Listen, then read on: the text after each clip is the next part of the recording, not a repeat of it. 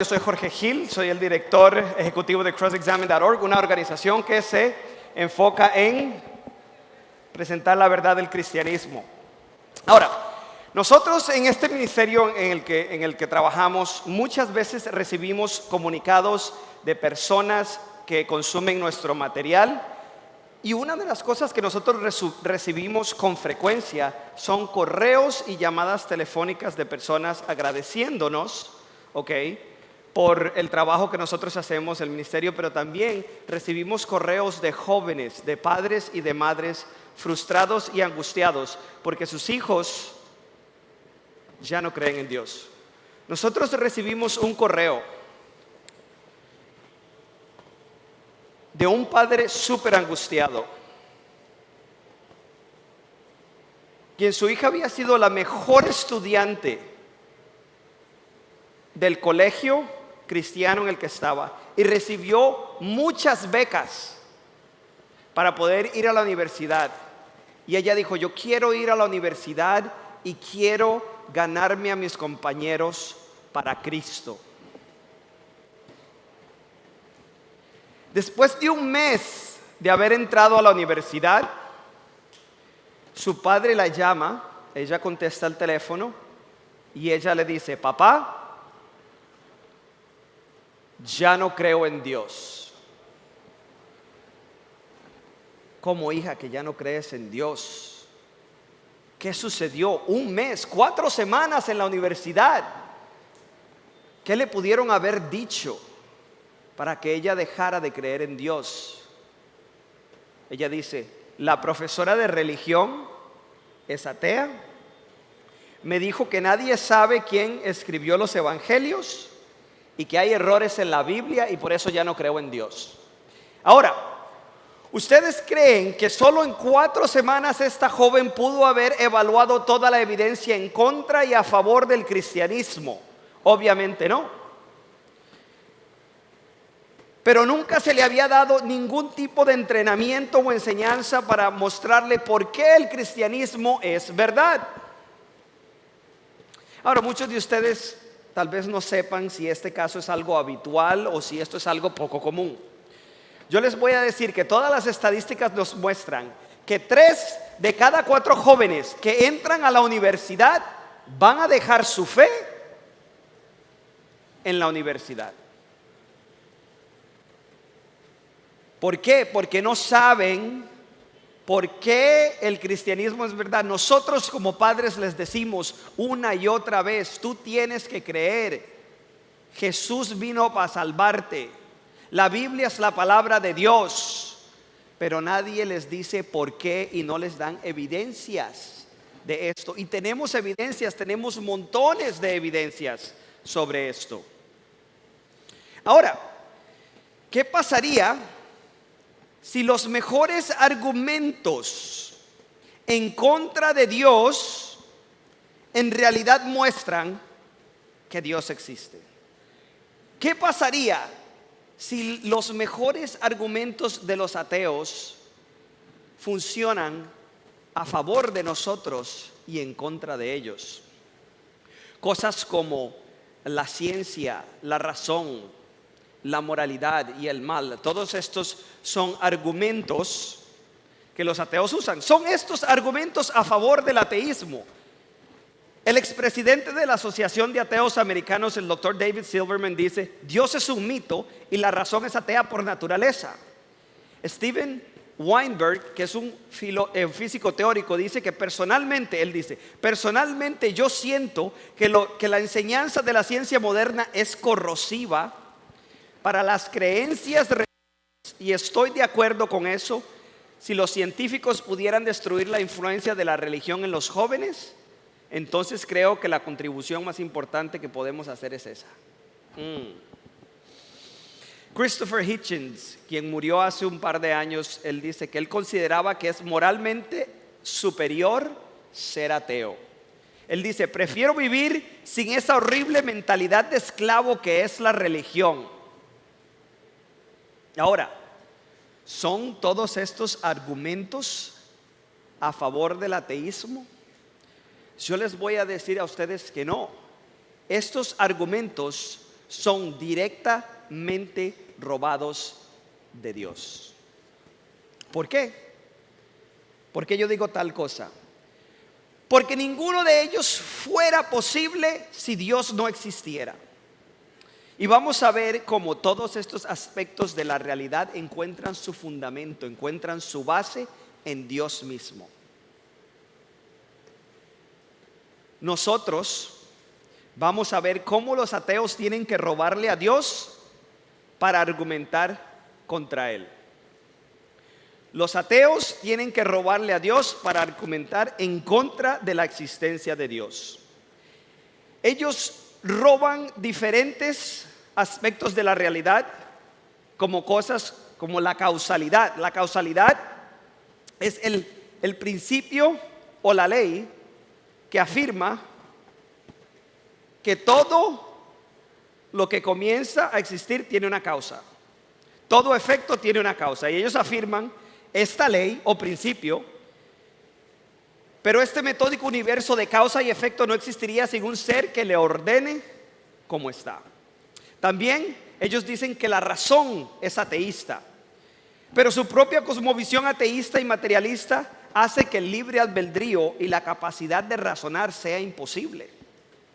La información, ellos mismos, los ateos, llenan libros con información en contra de la existencia de Dios, pero niegan que una mente suprema es necesaria para explicar los altos grados de información compleja que vemos en el universo. También la moralidad. Ellos afirman que la moralidad no es objetiva, que la moralidad es relativa, pero al mismo tiempo ellos tratan de imponer sus propios códigos morales y quieren que nosotros vivamos bajo estos códigos morales, como si fueran universales y obligatorios. Ellos también dicen que el problema del mal muestra que Dios no existe. Dicen que la moralidad es objetiva y al mismo tiempo viven indignados con el Dios en el cual no creen. Y la ciencia, ellos dicen que ellos son los iluminados, los que viven por la ciencia y no por la fe. Actúan como si el método científico es exclusivamente ateo y no se dan cuenta que no podríamos hacer ciencia de la manera confiable si el ateísmo fuera cierto. Ahora, lo que nosotros vamos a ver es que los ateos están cometiendo crímenes en contra de Dios. ¿Por qué? Porque están robándole todos estos aspectos a Dios para argumentar contra Él. Los ateos son materialistas, pero todos estos aspectos de la realidad tienen un fundamento inmaterial basado en Dios. Por lo tanto, cuando los ateos mencionan a alguno de ellos para apoyar su ateísmo, están robándole a Dios para poder argumentar en su contra. Ellos están cometiendo estos crímenes intelectuales porque se roban estos aspectos de la realidad para argumentar contra Él. Ahora, nosotros podríamos simplemente señalar sus inconsistencias de una manera y listo, pero nosotros estamos llamados a destruir argumentos y toda altivez que se levanta en contra del conocimiento de Dios y llevarlos cautivos todo pensamiento para que se someta a Cristo. Eso es lo que estamos llamados nosotros a hacer como el cuerpo de Cristo, y eso es lo que vamos a hacer acá. ¿Ok? Acordémonos que nuestra lucha no es en contra de personas, no es en contra de individuos. ¿Ok? Nuestra lucha es en contra de estas fuerzas espirituales malignas, de este reino invisible, estas autoridades, estas potestades. Y por eso nosotros tenemos el deber de refutar todas estas ideas malas, porque estas ideas malas son obstáculos para muchos para poder llegar al pie de la cruz, y esa es nuestra responsabilidad. Ahora vamos a comenzar con lo que llamamos nosotros el principio de la causalidad. ¿Qué es el principio de la causalidad? Este término describe la relación entre causas y efectos. Es fundamental en todas las ciencias naturales, especialmente en la física. En resumen, esta ley o principio dice que todo efecto tiene una causa, o mejor dicho, todo efecto debe de tener una causa adecuada que le anteceda. Existen varios argumentos a favor de la existencia de Dios que resaltan la necesidad en este principio de causalidad y demuestra que Dios es necesario. Uno de mis favoritos es el argumento cosmológico, Y voy a presentarlo de una manera lógica que es muy fácil de seguir. ¿Ok? Es un silogismo deductivo y esto nos va a llevar a mirar las razones del argumento y la conclusión. ¿Ok? Entonces, la primera razón o premisa es que todo lo que comienza a existir tiene una causa. Ninguno de nosotros aquí vamos a objetar eso. Es simple, claro y sencillo. Todo lo que comienza a existir tiene una causa. Ahora, nosotros vamos a afirmar obviamente que el universo comenzó a existir porque tenemos muy buena evidencia de que esto es el caso. Y entonces, por lo tanto, podemos llegar a la conclusión de que el universo tiene una causa. ¿Ok? Esta conclusión es necesaria si las dos primeras razones son verdad. El argumento es sólido y no podemos negar esta conclusión. Ahora, estas razones son incontrovertibles. Ninguno de nosotros aquí en este cuarto va a decir que la premisa o la razón número 1, la premisa o la razón número 2 son mentiras. Son fáciles de demostrar. ¿Ok? Pero ahora, hoy en día, algunos de los ateos tratan de decir que el universo no comenzó a existir, que el universo no. Pero vamos a ver la evidencia de que el universo tuvo un comienzo. Lo que nosotros llamamos el argumento cosmológico es el argumento basado en el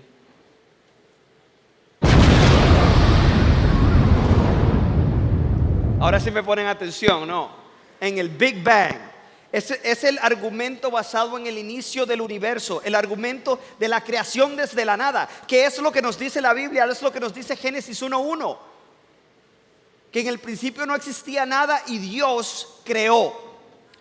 A los científicos, cuando se comenzó a popularizar este argumento, no querían que fuera verdad porque ellos estaban acostumbrados a que el universo fuera eterno, y si el universo es eterno, no hay necesidad de explicarlo. Pero si el universo tuvo un inicio, tuvo que haber tenido un iniciador. Es más, nosotros nos damos cuenta que ellos mismos nos están dando la evidencia de que este es el caso. El doctor Stephen Hawking, que murió hace poco, dijo que casi todos ahora creen en el universo y el tiempo mismo tuvieron un comienzo en el Big Bang. ¿Qué es lo que él quiere decir? Que hay un consenso científico que dice eso.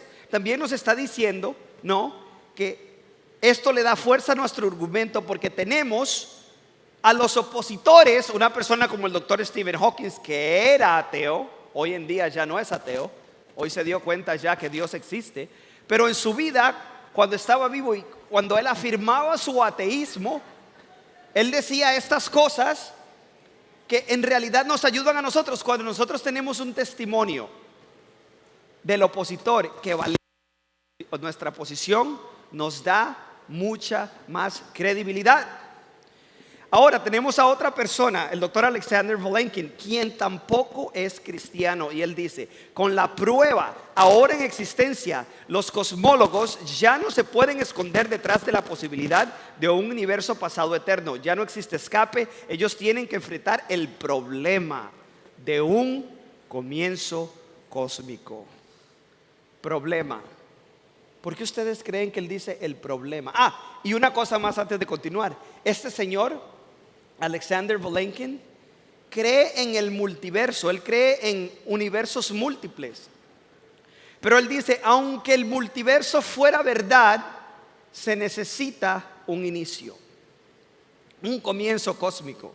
Es un problema para ellos porque se debe de postular una causa para este inicio del universo. ¿Ok? Una de las evidencias es la relatividad general de Einstein. La teoría de la relatividad en general dice que el tiempo, el espacio y la materia todos son correlativos, que comenzaron a existir en un punto finito en el pasado y no se puede tener la una sin la otra. Exige un comienzo absoluto.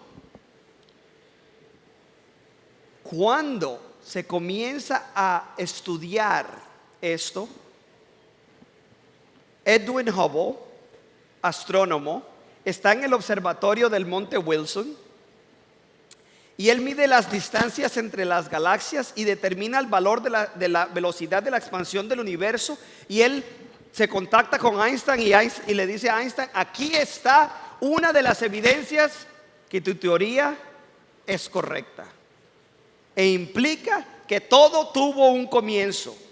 Si nosotros nos ponemos a pensar cómo es que el universo se está expandiendo, no estamos diciendo que las galaxias se están moviendo, se están alejando de las unas de las otras en el espacio, sino que el espacio mismo se está alejando. Esto es lo que veríamos. Nosotros imaginémonos un globo que tiene puntitos negros alrededor, y entre más inflamos el globo, más se van separando los puntitos del globo. Pero no es que se están moviendo, sino que el espacio mismo en el medio se está separando.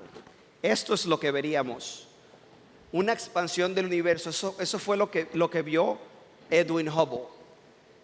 Y dice: si el universo se está expandiendo, entonces, si el tiempo se invirtiera, el universo colapsaría nuevamente en la nada.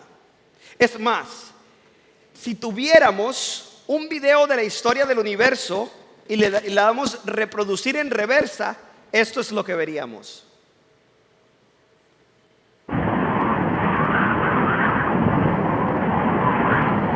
Donde colapsa en sí mismo, se desvanece en la nada. Es más, el distinguido físico inglés y profesor de la Universidad de Arizona, el doctor Paul Davies, que es agnóstico, o sea, él no cree en Dios, no sabe qué creer, él no tiene una posición definida en cuanto a la existencia de Dios o no. Pero basado en el peso de la evidencia, él dice lo siguiente. Él dice: el Big Bang representa el evento de la creación. Y cuando él dice el evento de la creación, él no está hablando de manera religiosa. Él dice la creación no solo de toda materia y energía en el universo, sino también del espacio-tiempo mismo. Acordémonos, él no es religioso, pero él utiliza la palabra creación porque se da cuenta que el universo tuvo un inicio y que todo comenzó a existir de la nada. Basados en lo que sabemos nosotros, basados en la información que tenemos, nosotros sabemos que el universo comenzó a existir. Y si el universo tuvo un inicio, tuvo que haber tenido un iniciador, y eso solo nos da dos opciones. Ya sea que todo se creó desde la nada por sí solo, que eso es lo que dicen los ateos, que todo se creó desde la nada por sí solo, o que alguien creó algo de la nada. Obviamente ambos son milagros, pero por lo menos la posición del cristiano, la posición del creyente, postula un creador que haga este milagro. Los ateos no tienen de dónde agarrarse. El milagro de ellos no tiene nadie que haga el milagro. ¿Ok? Entonces, cuando nosotros decimos cuál de las dos posiciones es más razonable, muchos de ellos tienen que negar que alguien creó algo de la nada. Es más, en la información que acabamos de ver, nosotros podemos extrapolar ciertas características de este creador. El creador tiene que ser inmaterial, porque toda la materia fue creada en el instante del inicio del universo. También tiene que ser atemporal, porque el tiempo mismo comenzó a existir en ese mismo instante. Tiene que ser aespacial, porque el espacio también fue creado en ese mismo instante. Tiene que ser extremadamente poderosa, porque creó de la nada. Tiene que ser personal, porque las fuerzas de la naturaleza, aunque la naturaleza no existía previamente al Big Bang, son fuerzas impersonales que no deciden crear o no tienen voluntad propia. Solo un agente personal puede decidir si hoy va a crear y mañana no. Y también tiene que ser extremadamente inteligente, porque nosotros vemos que el universo tiene un diseño impresionante. Nosotros hacemos esta presentación en universidades alrededor del mundo. Nosotros tenemos a veces auditorios llenos. Ponemos esa misma diapositiva en la pantalla y les preguntamos cuál es la posición más razonable. Y más de una vez nosotros tenemos un ateo enojado que nos dice que todo se creó desde la nada por sí solo. Todo se creó desde la nada por sí solo. ¿De dónde rayos sacan estas ideas? ¿Por qué alguien va a decir algo tan irracional? Es por personas como el doctor Lawrence Krauss. Él es un físico, teórico y cosmólogo, y es uno de los científicos más reconocidos e influyentes el día de hoy. Él es el escritor de un bestseller llamado Un universo de la nada, el origen sin creador. Obviamente muchos aplaudieron su libro, dado que aparenta resolver el conflicto que los ateos no quieren, que es el origen del universo. Y lo hace sin tener que apelar a la existencia de Dios. Es más, él dice que no necesitas un Dios para crear el universo. Ahora, esta afirmación es extraordinaria en base a la evidencia que yo les acabo de dar, que es evidencia de sus propios compañeros ateos.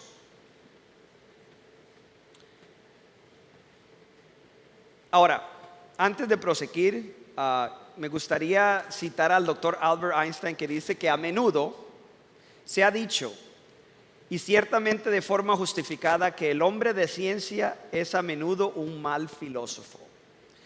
Veremos si esto es cierto en relación con el doctor Lawrence Krauss y su afirmación de que no necesitas un Dios para crear el universo. ¿Cómo es que logra el doctor Lawrence Krauss deshacerse de la necesidad de un creador? Lo primero que hace es que él redefine la nada. La palabra nada quiere decir la no existencia. La palabra nada quiere decir que no existe ni el espacio, ni el tiempo, ni la materia. No existe absolutamente nada. Pero él usa la palabra nada y se la aplica a algo. Él dice que es un vacío cuántico, que la nada a la cual él se está refiriendo es un vacío cuántico. Ahora, Krauss es experto en la mecánica cuántica, la cual estudia el nivel cuántico. Es un nivel que es extremadamente pequeño. Todo es extremadamente pequeño, es un mundo subatómico. Y es sumamente misterioso. Nosotros no hemos llegado a comprender muchos de los misterios que hay en este nivel subatómico. Pero lo que él dice es que la nada es un vacío cuántico. Nosotros sabemos que la nada es el no ser,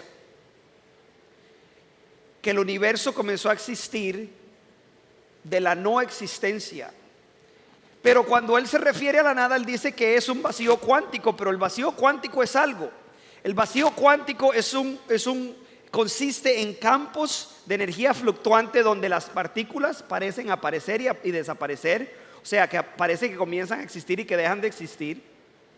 Pero se desconoce por qué estas partículas se comportan de esta manera. También hay al menos 10 modelos plausibles diferentes de este nivel cuántico. Y nadie, absolutamente nadie sabe cuál es el correcto. Así que hay mucha incertidumbre en este campo. Ahora, lo que sí sabemos es que lo que sea que esté sucediendo en este nivel cuántico no es evidencia, no es suficiente para decir que lo que los científicos están observando es creación desde la nada, sin ninguna causa alguna.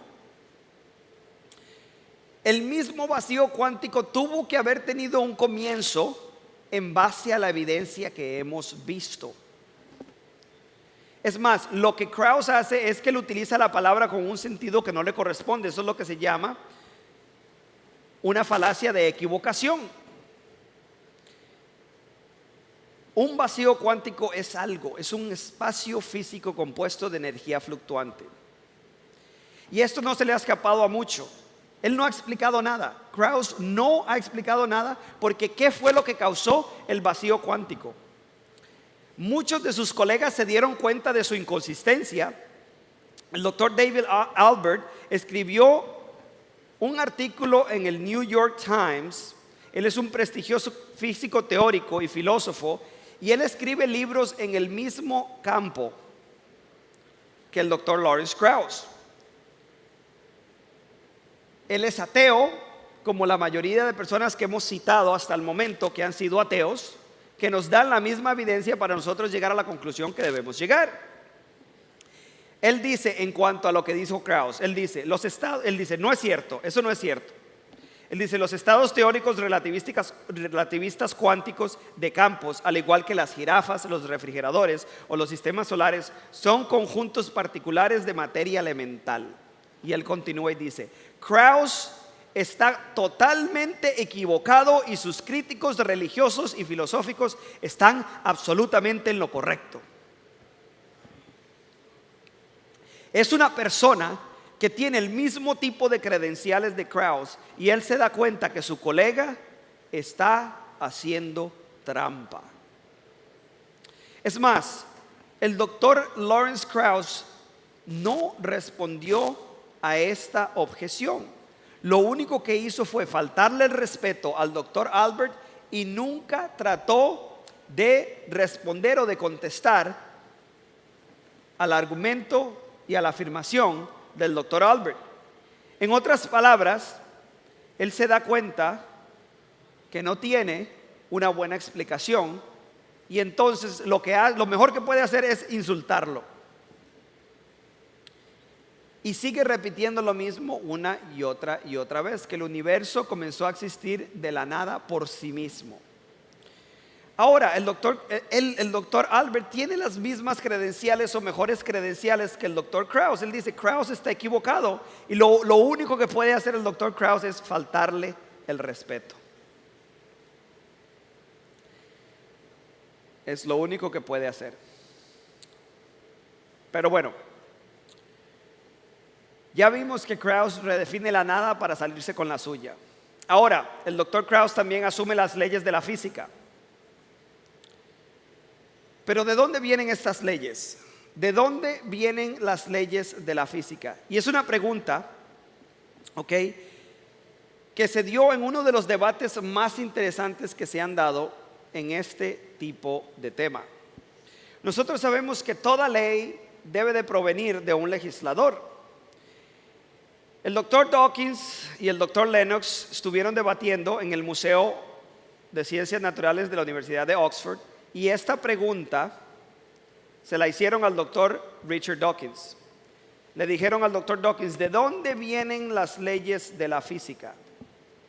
Y él respondió, no tengo idea, pero involucrar a Dios en esto no ayuda en nada.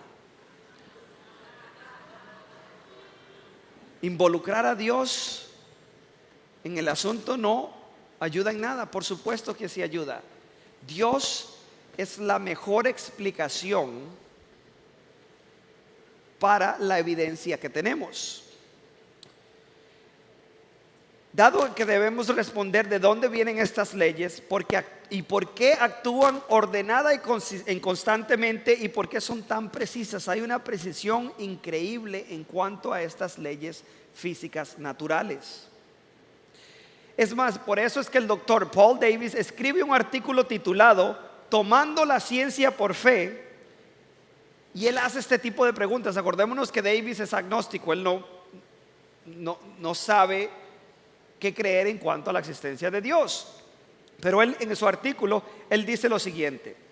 Él dice, los científicos toman las ordenadas leyes de la física por fe y que esas leyes están expresadas en una ordenada relación matemática. Es más, se dice que Einstein dijo que lo más incomprensible del universo es que todo es del todo comprensible. En otras palabras, ¿cómo es que matemáticamente podemos comprender lo que sucede en el universo? ¿Por qué existe este lenguaje universal con el cual podemos explicar el universo en el que vivimos? Paul Davies continúa y él dice lo siguiente. Él dice, a lo largo de los años he preguntado a menudo a mis colegas físicos por qué las leyes de la física son como son. Las respuestas varían. Desde esa no es una pregunta científica hasta nadie sabe. La respuesta favorita es no existe ninguna razón para que sean como son, solo son así y punto. El doctor Davies recibió tantas críticas de sus colegas porque sus colegas no tenían la habilidad de responder a las preguntas y los pone bajo la lupa. Muestra la debilidad de la posición atea. Cuando nosotros como cristianos nos hacen este tipo de preguntas, nosotros tenemos las respuestas más coherentes y razonables, dado que nosotros podemos decir que la razón por la cual estas leyes son ordenadas, son constantes, son precisas, es porque existe un diseñador inteligente y ese es Dios. Ahora, el mismo doctor Stephen Hawking una vez más nos da una evidencia fabulosa. Él dice que si el índice de la velocidad de la expansión del universo hubiera variado en una parte en 1,000 millones de milisegundos después del Big Bang, el universo hubiera colapsado en sí mismo o nunca hubiera desarrollado galaxias. Aquí no solo vemos que él habla del comienzo o el inicio del universo, sino también vemos la precisión exacta que tuvo que haber habido desde el comienzo. Y esa precisión extrema no es solo en el inicio del universo, sino que ahorita mismo nosotros sabemos que si la fuerza gravitacional fuera alterada en más de una parte, en 10 a la 40ª potencia, las estrellas nunca hubieran existido y subsecuentemente nosotros tampoco. La precisión que nosotros disfrutamos hoy día de las constantes cosmológicas, ese es el nombre que se les da, es impresionante. Es más,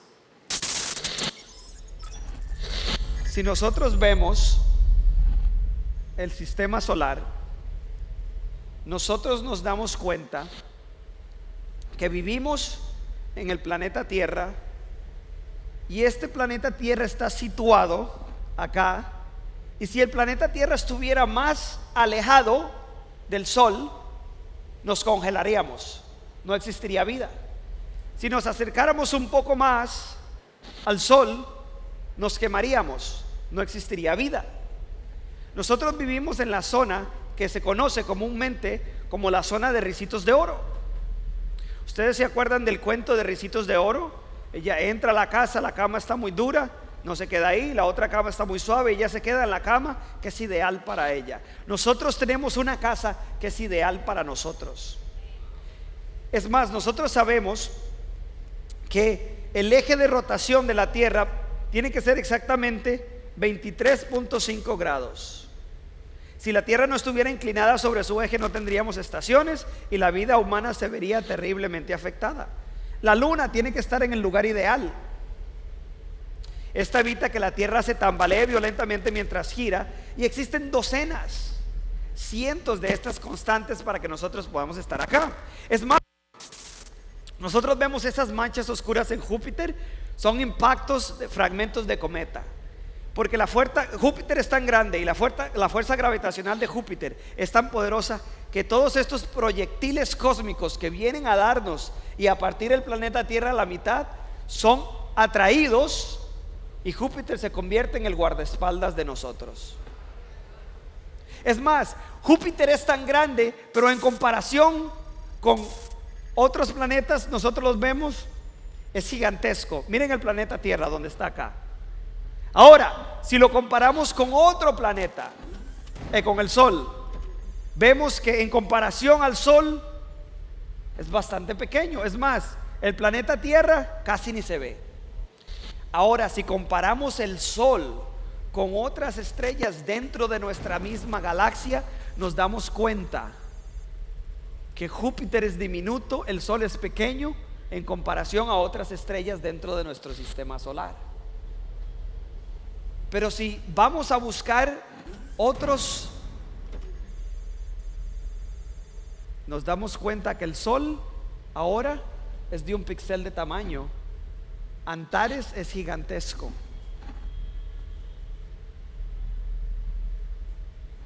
Y podemos así seguir y seguir y seguir y darnos cuenta que este universo es inmenso y el planeta Tierra está justamente afinado para que nosotros podamos vivir aquí. Eso nos muestra que hay inteligencia detrás del diseño del universo. Es más, no es de extrañar que Dios nos diga que si queremos saber cómo es Él, que miremos el firmamento. La distancia correcta entre las estrellas tiene que ser de un promedio de 50 trillones de kilómetros. Esa distancia es necesaria para que el planeta Tierra exista en su estado actual y que presente las características que tenga para poder sostener vida. El espacio entre las estrellas de nuestra galaxia tiene que ser así. Esto es lo que se conoce como el principio antrópico, porque parece que fue diseñado para que el hombre pudiera existir. Ahora, nosotros vemos la evidencia de diseño alrededor. Es imposible negarla. Y aún así tenemos personas de mente y de corazón duro que lo niegan. Porque permitirle la posibilidad a un creador va a destruir lo que ellos afirman que es su libertad de hacer lo que quieran. ¿Cuál es la mejor explicación del orden y la consistencia y la precisión de estas leyes naturales? Yo diría que Dios es la mejor explicación. ¿Por qué? Porque cuando los ateos dicen que Dios no es necesario porque las leyes naturales pueden explicarlo todo, ellos tienen que robarle a Dios, quien es el autor y el sostén, no solo el autor, sino también el sostén de las leyes naturales. De hecho, ellos le están robando a Dios para argumentar en su contra. Entonces, Él asume las leyes de la física, Él redefine lo que la palabra nada significa y Él duda de la ley de la causalidad. Y ese es uno de sus peores errores. Acordémonos del argumento: todo lo que comienza a existir tiene una causa. El universo comenzó a existir, por lo tanto el universo tiene una causa. Por muchos años los ateos y la comunidad científica afirmó que el universo era eterno. Y ellos no tenían, en general, no problemas rechazando la segunda premisa o razón. Ahora, cuando nosotros decimos que el universo comenzó a existir y que por ende tuvo que haber tenido una causa, como esto es evidencia a favor de nosotros y de nuestras posturas y no de las posturas de ellos, entonces ellos comienzan a dudar de esta ley de la causalidad. En otras palabras, ellos rechazan el principio de la causalidad. ¿Y cuáles son las consecuencias de negar esta ley? Vamos a ver qué tan importante es la ley de la causalidad. Número uno, nosotros no podemos razonar si la ley de la causalidad no existe. La ley de la causalidad es fundamental porque la causa de nuestras acciones se origina en nuestra mente, la cual es inmaterial. Para personas como el Dr. Lawrence Krauss, que son materialistas, ellos afirman que lo único que existe en el mundo es la materia o lo material o lo natural. No les queda otra opción que afirmar que nuestros pensamientos están completamente determinados por reacciones físicas en el cerebro. O sea, que las leyes de la física determinan cada uno de nuestros pensamientos. Si esto es así, estamos determinados a decir lo que decimos y hacer lo que hacemos. No estamos razonando, solo estamos reaccionando. O sea, no existe el libre albedrío. Si Dios no existe y nosotros somos solo el producto de la evolución y nosotros estamos aquí y Dios no existe, nuestros pensamientos en realidad no son nuestros, son solo una cadena involuntaria de reacciones. La ley de la causalidad es fundamental para poder hacer ciencia. Nuestra habilidad de hacer ciencia, como mínimo, la ciencia es la búsqueda de causas. Eso es lo que los científicos están tratando de hacer. Están tratando de descubrir cuál es o cuál fue la causa de un efecto en particular. Esta disciplina está basada en el principio de la causalidad. Depende entre la relación entre causa y efecto. Ahora, si nosotros vamos a poner en duda la ley de la causalidad o el principio de la causalidad, no podemos hacer ciencia. Los mismos científicos están destruyendo el fundamento de su disciplina. Es más, nosotros no podemos funcionar diariamente si el principio de la causalidad no existiera. Es imprescindible. Es más, nosotros vemos, por ejemplo, en nuestro sistema de justicia, si alguien comete un crimen, nosotros tratamos de buscar la causa de este crimen, que sería el criminal. Es más, cuando nosotros hacemos café en la mañana, nosotros tenemos el grano molido, el agua caliente, lo chorreamos y hacemos café. El café es la causa, ¿ok? O el efecto de lo que hicimos con anterioridad para hacer café. La ley de la causalidad es imprescindible para funcionar diariamente. Krauss se apoya en la ley de la causalidad cuando cree que le ayuda al ateísmo, pero la niega cuando ayuda al teísmo. Por ejemplo, él cree en la evolución darwiniana y él cree que esto es verdad, y él postula que el origen de las especies, de la diversidad biológica, es el efecto de la evolución. La evolución es la causa, la variedad de las especies es el efecto, pero cuando tiene que ver con el universo, él dice que no todo tiene una causa, que solo algunas cosas tienen una causa.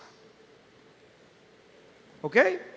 Entonces lo que él hace es, él utiliza este principio a conveniencia.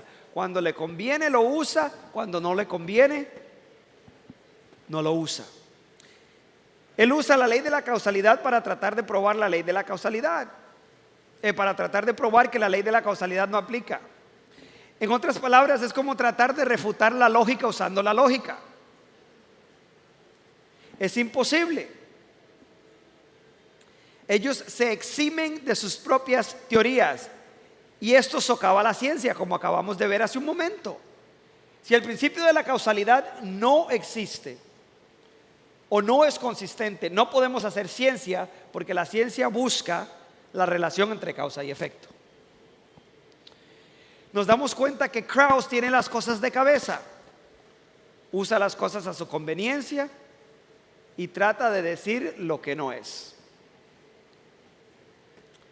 Ahora, nosotros nos damos cuenta que dudar de la ley de la causalidad es dudar virtualmente de todo lo que sabemos sobre la realidad, incluyendo nuestra habilidad para razonar, nuestra habilidad de hacer ciencia. Todos los argumentos, todos los pensamientos, toda la ciencia, todos los aspectos de la vida dependen de la ley de la causalidad. Lo que nosotros vemos a Krauss hacer es eximirse de sus propias afirmaciones y teorías para tratar de salirse con la suya. Los ateos tienen que argumentar contra Dios, tienen que robarle a Dios para argumentar contra Él. Ellos cometen el crimen intelectual de afirmar que la causalidad solo trabaja de vez en cuando, y al momento de hacer eso destruyen su propia posición. Es inconsistente en contraste a la posición que nosotros afirmamos, donde nosotros podemos afirmar la ley de la causalidad y al mismo tiempo nosotros podemos decir quién es la causa del efecto. El efecto es el universo, la causa es Dios. Basados no solo en la evidencia científica que hemos visto, sino también en los fundamentos filosóficos, sabes que un motor inmovible es necesario como la primera causa. Alguien necesita tumbar el primer dominó. Todo efecto tiene una causa y nosotros podemos postular a Dios, creador, como esta causa. Nosotros nos damos cuenta que Dios es la causa, no causada. Dios es la causa, no causada. Se me está filtrando un poco la otra diapositiva, la que estaba anteriormente. No sé por qué será. ¿Se ve bien? ¿Sí? ¿Todavía? Ok. Seguimos. La ley de la causalidad nos dice que todo lo que comienza a existir tiene una causa, como el universo. Dios, en contraste, es un ser eterno. Dios no tuvo comienzo porque siempre ha existido. Si eres eterno, no se necesita tener un comienzo. Él es la causa no causada. La causalidad no existiría si Dios no existe, dado que Él mismo es su fundamento. La ley de la causalidad no puede ser violada, y todo aquel que diga que el universo se creó a sí mismo junto con sus leyes naturales extremadamente precisas. Los ateos no solo necesitan robarle a Dios para argumentar en contra de Él, sino que también necesitan tener más fe para creer en un creador se necesita más fe para creer que el universo se creó a sí mismo que para creer en un Dios creador. Los ateos están robándole a Dios para argumentar contra Él. Y una vez más, ellos roban todos estos aspectos de la realidad para argumentar a favor del ateísmo, pero estos aspectos no existirían si Dios no existe. Vamos a ver la moralidad y el mal. Muchos ateos, la gran mayoría, se suscriben a lo que comúnmente llamamos el relativismo moral, que significa que la moralidad está basada o influenciada por sentimientos, gustos u opiniones personales, o sea, que no es objetiva, lo cual es contrario a lo que nosotros encontramos en las Escrituras. Aparte de eso, los ateos usualmente citan no solo el mal que existe en el mundo como un argumento en contra de Dios, sino también acusan a Dios de ser un ser inmoral, y se basan en muchos mandatos del Antiguo Testamento. Ahora, ¿será cierto que la moralidad es subjetiva y que el problema del mal y el sufrimiento prueban que Dios no existe? Ahora vamos a analizar uno de los argumentos más antiguos en contra de Dios basados en la existencia del mal, conocido como el dilema de Epicuro. El dilema de Epicuro tiene la primera premisa que dice lo siguiente, dice: si Dios es todopoderoso y bueno, lo sabe todo, entonces Él puede y quiere prevenir el mal. Premisa número 2, o la segunda razón, es que es evidente que el mal existe en el mundo. El mal nos afecta a todos, absolutamente todos. La conclusión sería, por lo tanto, un Dios todopoderoso y bueno que lo sabe todo no existe. Este argumento no solo parece ser lógicamente fulminante, sino que también es emocionalmente poderoso, porque todos hemos sufrido. Todos hemos sido afectados por el mal de una u otra manera. Pero lo curioso es que nosotros vemos a personas como el Dr. Richard Dawkins decir lo siguiente. Él es uno de los ateos más famosos del mundo hoy en día, y él escribió uno de los libros bestsellers llamado El espejismo de Dios. Y en su libro El espejismo de Dios él dice lo siguiente, y cito, él dice: el Dios del Antiguo Testamento es el personaje más desagradable de todos los relatos de ficción, celoso y orgulloso de serlo, un monstruo controlador, inclemente, mezquino, injusto, un limpiador étnico sediento de sangre y vengativo, un bravucón, misógino, homófobo, racista, infanticida, genocida, filicida, pestilente, megalomano, sadomasoquista y caprichosamente maligno. ¡Wow! ¿No? Eso es lo que dice. Eso es lo que dice. No, obviamente Dawkins tiene una brújula moral, puesto que él cree que hay ciertos actos que son verdaderamente inmorales y que hay ciertos actos que están bien. Entonces la pregunta del $1.000.000 es: ¿hacia dónde apunta nuestra brújula moral? Porque obviamente la brújula del Dr. Richard Dawkins le dice que lo que hizo el Dios así descrito en el Antiguo Testamento está mal, a su parecer. Ahora, si yo fuera a preguntarles a ustedes: oye, ustedes conocen a esta mujer que está en la pantalla. Ustedes me dicen: bueno, no sé quién es. Y yo les pregunto: oye, ustedes conocen a este hombre y a estos niños. Y muchos de ustedes me van a decir: bueno, no sé quién son estas personas. Tal vez se me parecen a fulanito de tal y a fulanito de tal, pero en realidad no sé quiénes son.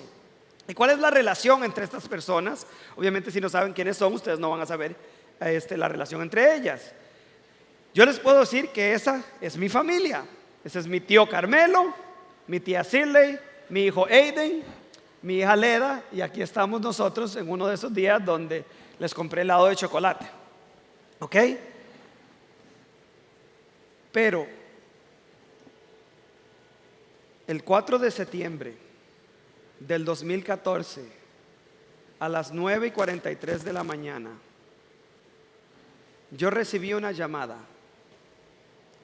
Y era mi hermana Rosalba, que vive en Costa Rica. Yo estaba en mi oficina en Carolina del Norte. Yo contesté el teléfono, yo dije, aló. Y es mi hermana Rosalba, toda angustiada, y me dice, Jorge, estaba en el teléfono con tu tía Shirley y ella comenzó a gritar y ella me decía, ahí viene, ayúdame. De un pronto a otro escuché un ruido y no escuché nada más. Yo le dije, Rosalba, tranquila, voy a tratar de llamarla, de comunicarme con ella.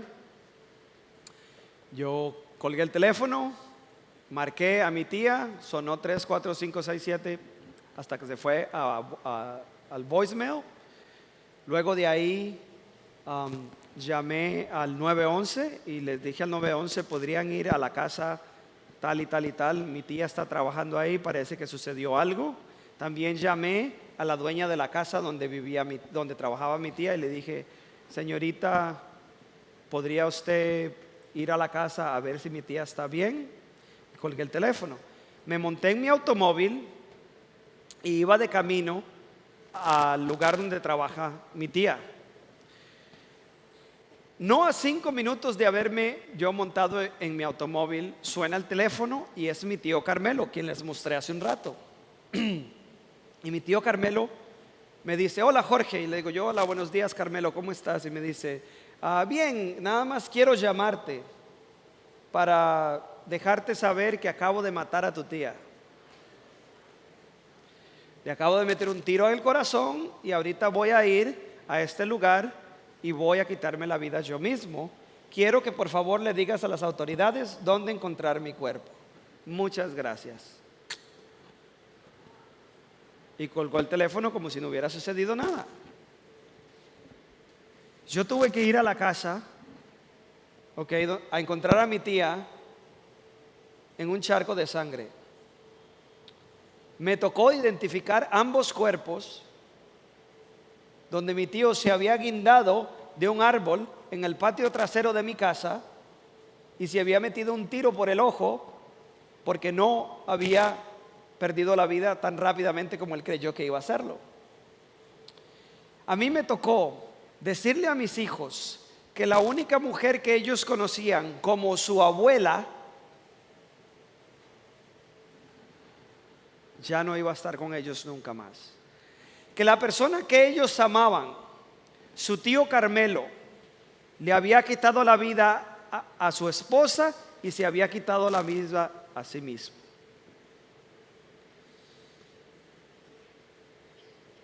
Ahora, para el doctor Richard Dawkins, el asesinato de mi tía fue solo mala suerte. Ella estaba en el lugar equivocado, en el momento equivocado, y no existía un propósito para su muerte. Él dice algo sumamente extraño. Él dice lo siguiente. Él dice, en un universo de fuerzas físicas, ciegas y replicación genética, algunas personas van a salir lastimadas, otras personas van a tener suerte, no encontrarás ninguna rima o razón para ello, ni ninguna justicia. En el fondo, no hay ningún diseño, ningún propósito, ningún mal, ningún bien, nada más que una ciega e implacable indiferencia al ADN, ni lo sabe ni le importa, el ADN solo es, y bailamos al ritmo de su música.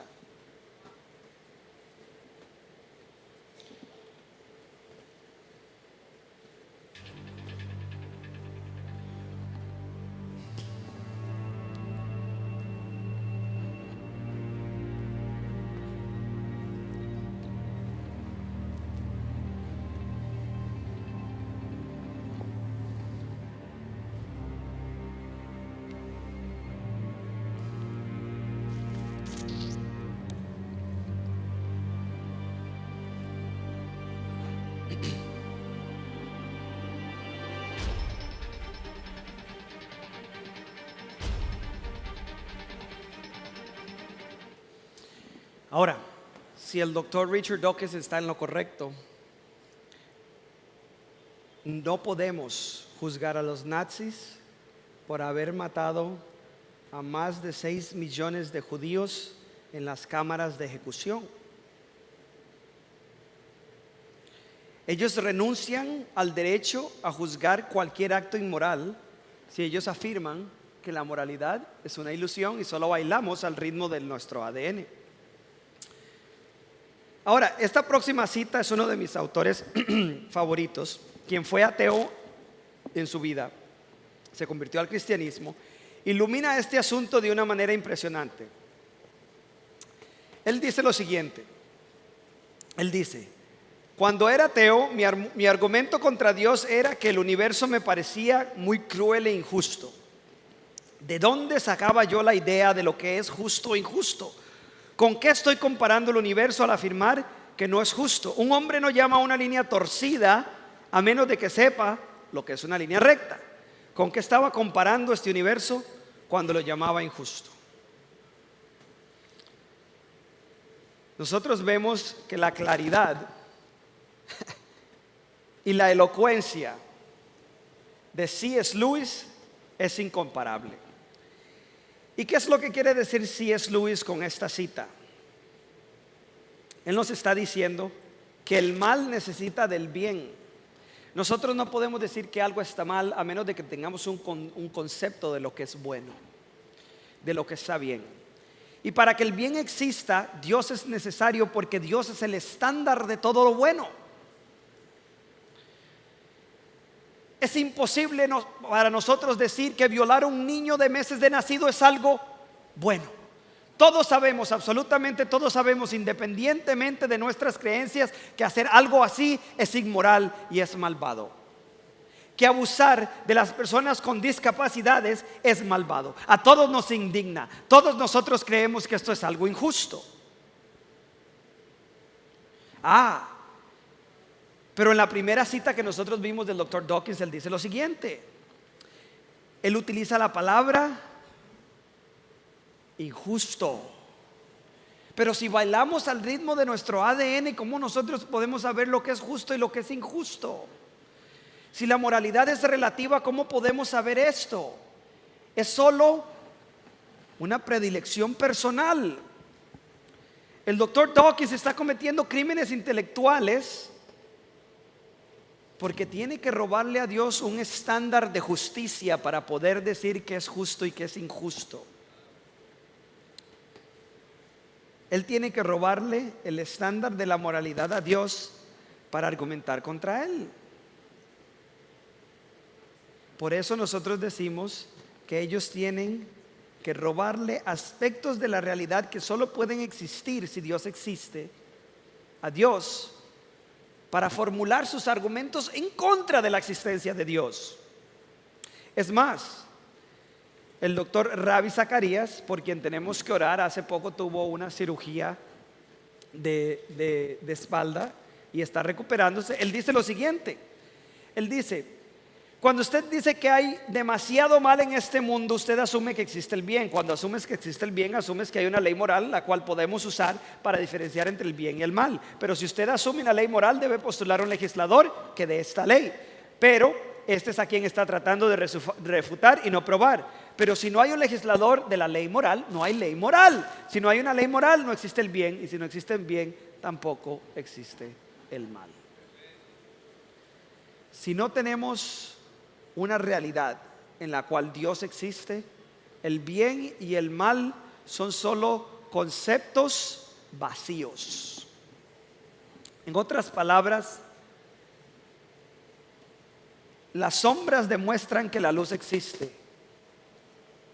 Las sombras demuestran que la luz existe. Podemos tener luz sin sombras, pero no podemos tener sombras sin luz. El mal no es algo en sí mismo. El mal es una corrupción en algo bueno. Nosotros a veces tenemos muchos problemas tratando de decidir qué está bien y qué está mal. ¿Cómo es que nosotros descubrimos quién tiene razón y quién está equivocado? Si nosotros nos ponemos a pensar en este concepto, es bastante sencillo. Nosotros vemos que tal vez, puede ser la Madre Teresa, que fue tan buena, o puede ser la persona de Hitler, ¿no? ¿Cómo nosotros podemos decidir quién está bien y quién está mal? Nosotros sabemos que hay personas que hicieron el mal y hay personas que hicieron el bien. Pero si nosotros hacemos un ejercicio bastante simple para profundizar en cuanto a esto, nos podemos dar cuenta. Si nosotros vemos, dos mapas de Escocia, ¿ok? Tenemos el mapa 1 y tenemos el mapa 2 y nos preguntan cómo es que nosotros podemos decidir a ver cuál de los dos mapas es mejor.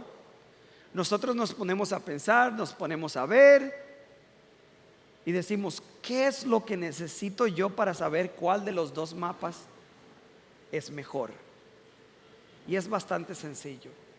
Lo único que necesitamos nosotros es conocer y saber que hay un lugar real como punto de referencia. Hay un país que se llama Escocia, con el cual podemos referenciar ambos mapas.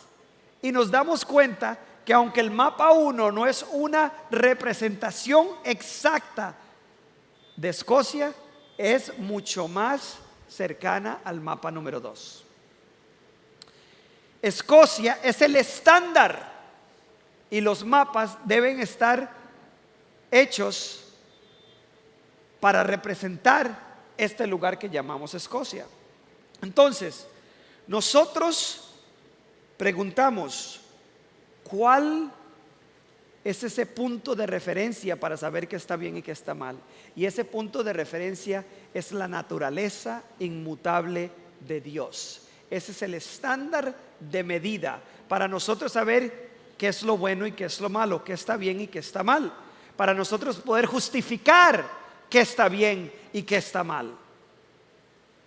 No es Hitler, no es la Madre Teresa, es la naturaleza incambiable de Dios que nos ayuda a anclar nuestras creencias morales. Aquellos que no postulan una realidad donde Dios existe no tienen la capacidad de anclar el bien y el mal. Estos conceptos serían meramente una ilusión. Es más, es muy fácil.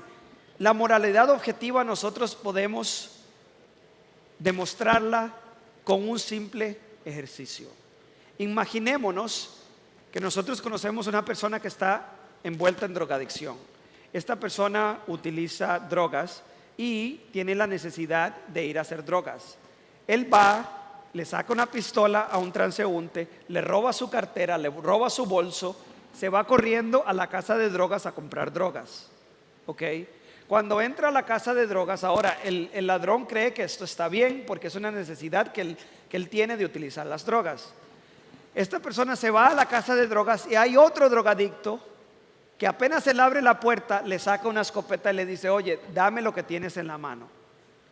Ahora, esta persona que acaba de cometer un asalto, inmediatamente va a reaccionar y va a decir, oye, esto es injusto. Si este bolso o esta cartera es para comprar drogas, mis drogas. Se acaban de dar cuenta de lo que sucedió acá. El ladrón va robando para su beneficio, cree que está bien, pero al momento que le hacen a él un acto injusto, es su reacción que demuestra la objetividad de la moral. Nosotros sabemos que la moral es objetiva no por nuestras acciones, porque nosotros tratamos de justificarlas, por más malas que sean, pero nosotros nos damos cuenta que por las reacciones de cuando nadie, absolutamente nadie, vive como si la justicia y la injusticia no existieran. Apenas nos hacen un acto injusto, nosotros inmediatamente decimos eso está mal. Toda ley tiene un legislador. Nos damos cuenta que existe una ley moral objetiva, a la cual nosotros apelamos cada vez que hay una injusticia. Por lo tanto, debemos de postular un legislador moral y ese es a quien llamamos Dios. Si Dios existe, Dios se asegurará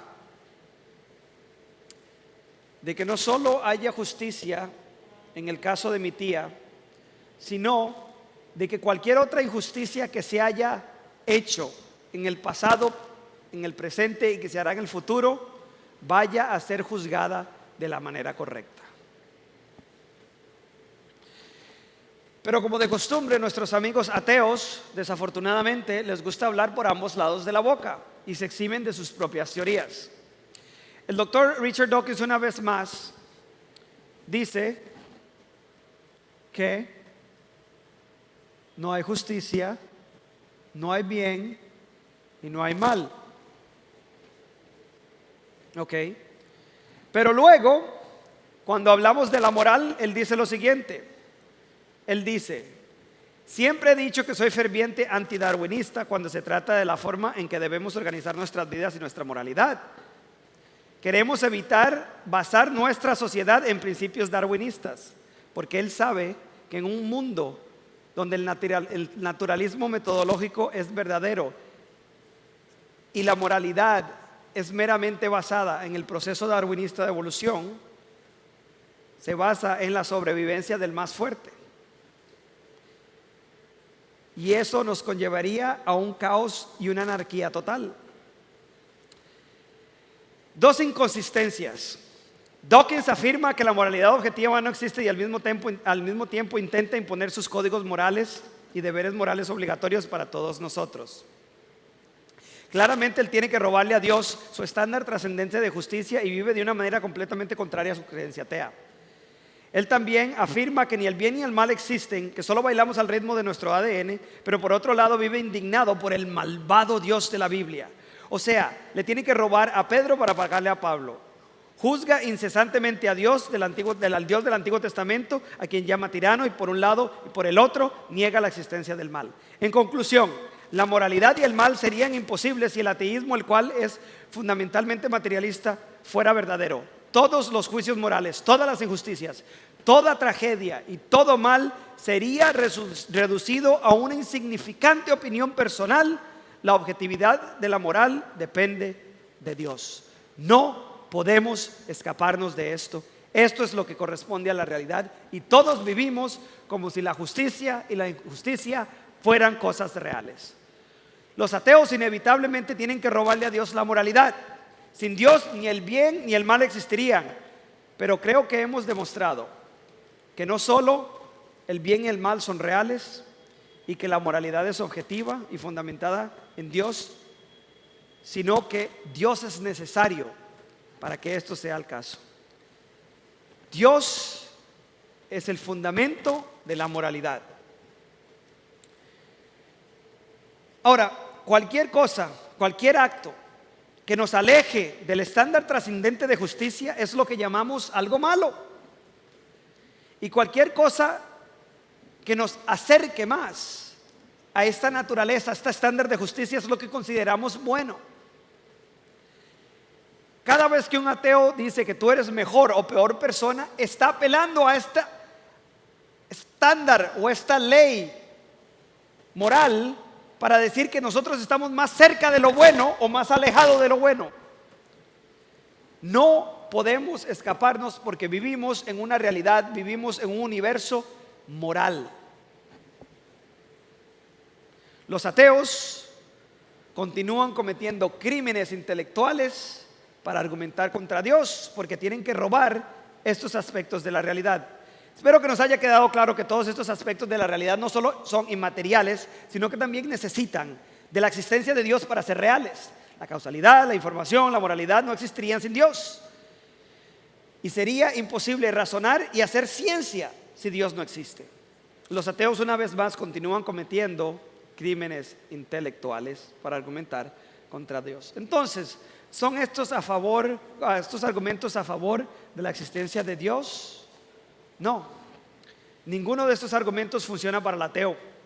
La cosmovisión cristiana, nuestra creencia cristiana, nuestra fe cristiana es la única que puede adecuadamente explicar la realidad como es.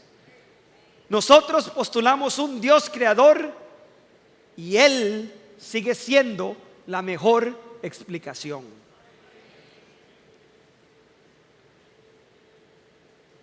Todos estos argumentos son argumentos a favor de un creador, un ser innecesario, una causa incausada, una causa inmaterial, atemporal, espacial, todopoderosa, a la cual los ateos tienen que robarle para así poder argumentar en contra de él.